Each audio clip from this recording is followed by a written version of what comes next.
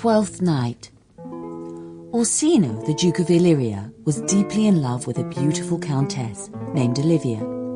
Yet all his love was in vain, for she disdained his suit, and when her brother died, she sent back a messenger from the Duke, bidding him to tell his master that for 7 years she would not let the very air behold her face, but that, like a nun, she would walk veiled, and all this for the sake of a dead brother's love, which she would keep fresh and lasting in her sad remembrance. The Duke longed for someone to whom he could tell his sorrow and repeat over and over again the story of his love, and chance brought him such a companion. For about this time a goodly ship was wrecked on the Illyrian coast, and among those who reached land in safety were the captain and a fair young maid named Viola.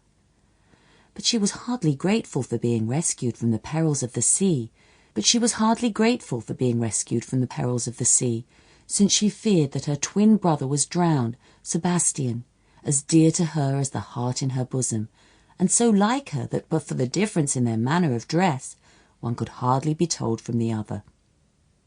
The captain, for her comfort, told her that he had seen her brother bind himself to a strong mast that lived upon the sea, and so there was hope that he might be saved.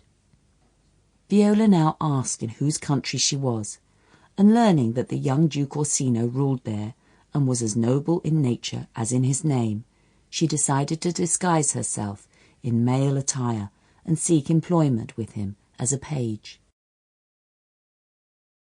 In this she succeeded, and now from day to day she had to listen to the story of Orsino's love. At first she sympathized very truly with him, but soon her sympathy grew to love. At last it occurred to Orsino that his hopeless love-suit might prosper better if he sent this pretty lad to woo Olivia for him. Viola unwillingly went on this errand, but when she came to the house, Malvolio, Olivia's steward, a vain, officious man, sick as his mistress told him of self-love, forbade the messenger admittance.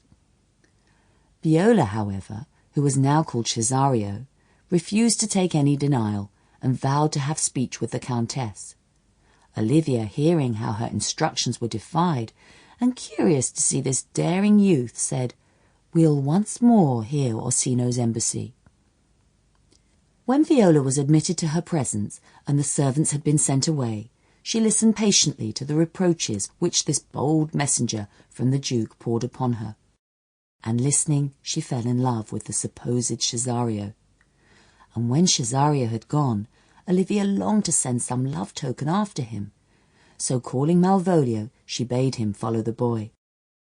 "He left this ring behind him," she said, taking one from her finger. "Tell him I will none of it."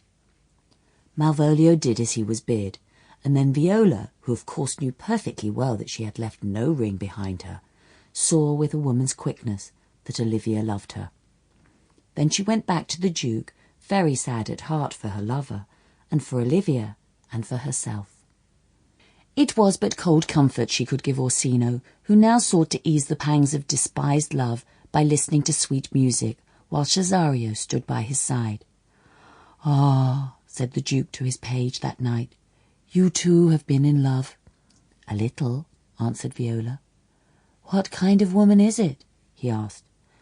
"Of your complexion," she answered. "What years, in faith?" was his next question. To this came the pretty answer. "About your years, my lord." "Too old, by heaven!" cried the Duke. "Let still the woman take an elder than herself." And Viola very meekly said, "I think it well, my lord."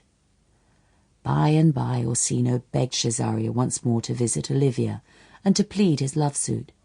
But she, thinking to dissuade him, said, "If some lady loved you as you love Olivia—" "Ah, that cannot be," said the Duke.